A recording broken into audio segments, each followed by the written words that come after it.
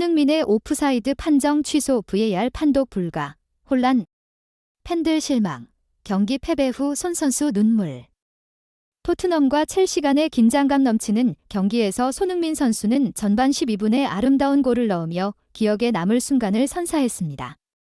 그러나 VAR이 오프사이드를 선언하면서 손 선수와 팬들의 기쁨은 완전치 않게 되었습니다.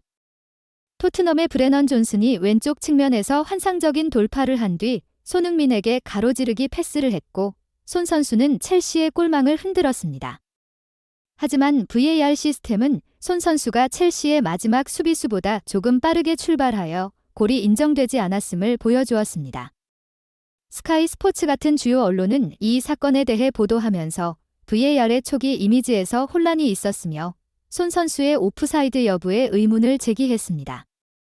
다른 각도에서 상황이 명확해졌음에도 불구하고 많은 팬들이 실망을 감추지 못했고 경기 후 손 선수 역시 슬픔을 감추지 못했습니다. 골이 거부되었음에도 불구하고 손흥민의 컨디션과 팀원들과의 조화로운 플레이는 영국 언론으로부터 많은 칭찬을 받았습니다. BBC는 그의 뛰어난 볼 컨트롤 능력을 칭찬했으며 해설가 오원 하그리브스 역시 한국 축구 선수의 활약을 높이 평가했습니다. ESPN은 손흥민의 오프사이드 상황이 몇 센티미터의 문제였다고 강조했습니다. 경기 후 승리한 포체티노 감독은 4년 만에 돌아온 감정을 표현하며 경기의 경쟁력을 칭찬했습니다. 그는 한 점도 집팀에게 훌륭한 결과라고 말했습니다. 포체티노는 또한 자신의 팀이 압박을 가하여 토트넘을 실수하게 만들려고 시도한 방법을 언급하면서 그럼에도 불구하고 상대팀이 처음 15분 동안 더 잘했다고 인정했습니다. 승리하지는 못했지만 상대팀 포스테코글루 감독도 강한 인상을 남겼습니다. 그는 필드에 9명만 남았을 때에도 팀의 사기가 떨어지지 않게 하며 계속해서 공격을 독려했습니다. 포스테코글루 감독은 공격적인 스타일을 고수하겠다는 의지를 보이며 이러한 방식을 유지하겠다고 약속했습니다.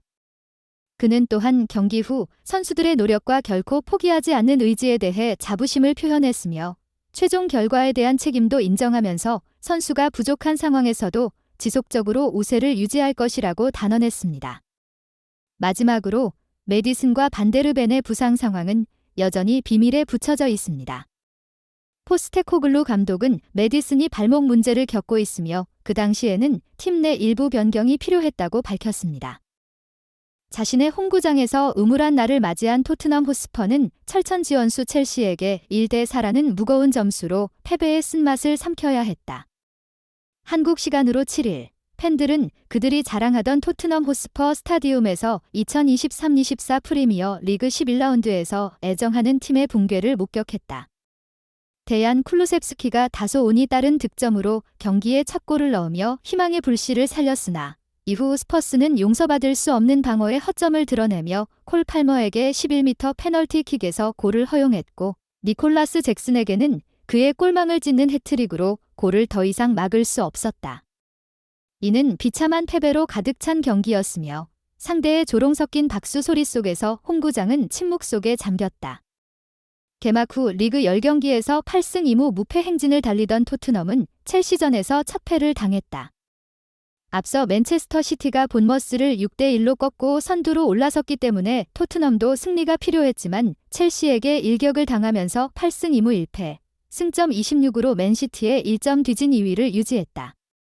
결과보다 큰 문제는 핵심 4인방을 한꺼번에 이를 위기에 처했다는 것이다. 이 경기에서만 퇴장자 2명이 나왔고 부상자도 2명이나 추가됐다. 센터백 크리스티안 로메로는 다이렉트 퇴장, 레프트백 데스티니 우도기는 경고 누적 퇴장을 당했고 또 다른 센터백 미키 판더펜과 중원 핵심 제임스 메디슨이 부상으로 전반전에 교체 아웃됐다. 악재에 악재가 겹친 상황에서도 끝까지 라인을 내리지 않고 첼시에 맞불을 놨던 토트넘은 이번 경기 결과보다 당장 다음 울버햄프턴 원더러스 원정을 걱정해야 할 처지에 놓였다. 이날 토트넘은 4-3-3으로 나섰다. 굴리엘모 비카리오가 골문을 지켰다. 수비는 페드로 포로, 크리스티안 로메로, 미키 판더펜, 데스티니 우도기가 맡았다. 중원에서는 이브 비수마, 파페사르, 제임스 메디슨이 호흡을 맞췄다. 최전방은 손흥민이 가운데에 서고 브레넌 존슨과 대한 쿨루세브스키가 좌우에 섰다. 시작은 좋았다.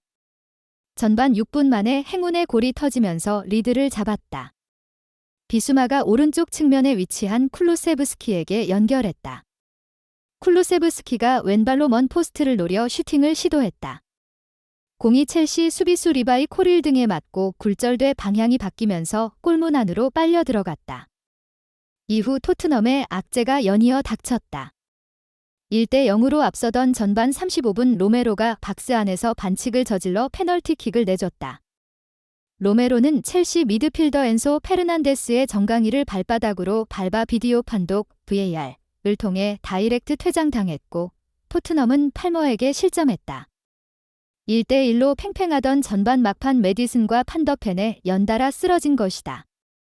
메디슨은 전방 압박을 수행하다 홀로 그라운드 위에 쓰러졌다. 왼쪽 발목을 부여잡고 고통을 호소하며 한동안 일어나지 못한 메디슨은 경기장 위에서 치료를 받다가 밖으로 걸어나갔다. 메디슨 뒤에는 판더펜이 햄스트링 통증을 호소했다. 공수 전환 과정에서 급격하게 방향을 바꾸다 햄스트링에 무리가 갔다.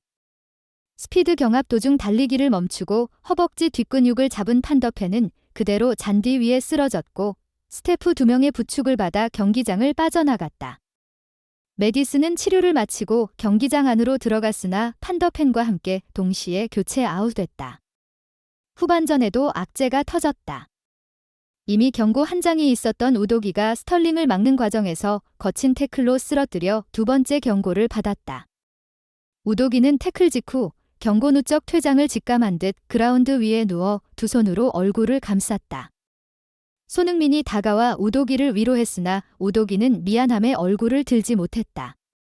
2명이 퇴장당하고 2명이 부상으로 빠지게 된 토트넘은 9대 11인 상황에서 뭘 해볼 수가 없었다. 후반에만 3골을 실점하면서 결국 무릎을 꿇었다. 문제는 11일 예정된 울버햄프턴 원정이다. 토트넘은 오는 토요일에 울버햄프턴과 리그 11라운드 경기를 갖는다. 울브스의 전력이 강한 건 아니지만 핵심 4명이 빠질 수 있어 명단 구성에 어려움을 겪게 됐다. 일단 로메로와 우도기의 결장은 확실하다. 우도기는 경고 누적 퇴장으로 울버햄프턴 경기에 결장하게 된다. 로메로는 비신사적인 태클로 인한 다이렉트 퇴장이라 추가 징계를 받을 가능성이 남아있다. 울버햄프턴 원정 이후에도 결장할 수 있다는 뜻이다. 판더펜의 경우는 교체될 때 스태프 2명의 부축을 받고 빠져나가는 걸 봤을 때 상태가 심각한 것으로 보인다. 햄스트링은 재발이 잦은 부위라 충분한 회복 시간을 갖지 않는다면 쉽게 다친다. 적어도 3주 정도는 휴식을 취해야 하는 만큼 당장 나흘 뒤 벌어지는 경기에 출전할 가능성은 상당히 낮다. 그나마 메디슨이 희망적이다. 치료를 받고 경기장에 돌아왔을 때 문제없이 걷는 모습을 보였다. 토트넘도 혹시나 모를 부상 방지를 위해 메디슨을 조기에 불러들였다. 다만 정밀 검사 결과가 어떻게 나오느냐에 따라 다음 경기 출전 여부가 결정될 것으로 보인다. 출전하게 되더라도 후반 교체 혹은 짧은 시간 출전이 예상된다. 지금까지 토트넘은 큰 부상자 없이 시즌 초반을 보냈다. 경쟁팀들이 주춤하는 사이 안정적인 전력을 갖추고 리그 선두를 질주했다. 하지만 리그 반환점이 돌기도 전에 대형 악재들이 터져나왔다. 다행히 울버햄프턴 원정만 넘기면 A매치 휴식기가 있어 부상자 복귀를 바라볼 수도 있다는 점은 긍정적이지만 시즌 첫 패배와 처음으로 찾아온 대형 위기를 어떻게 극복하느냐가 중요해졌다.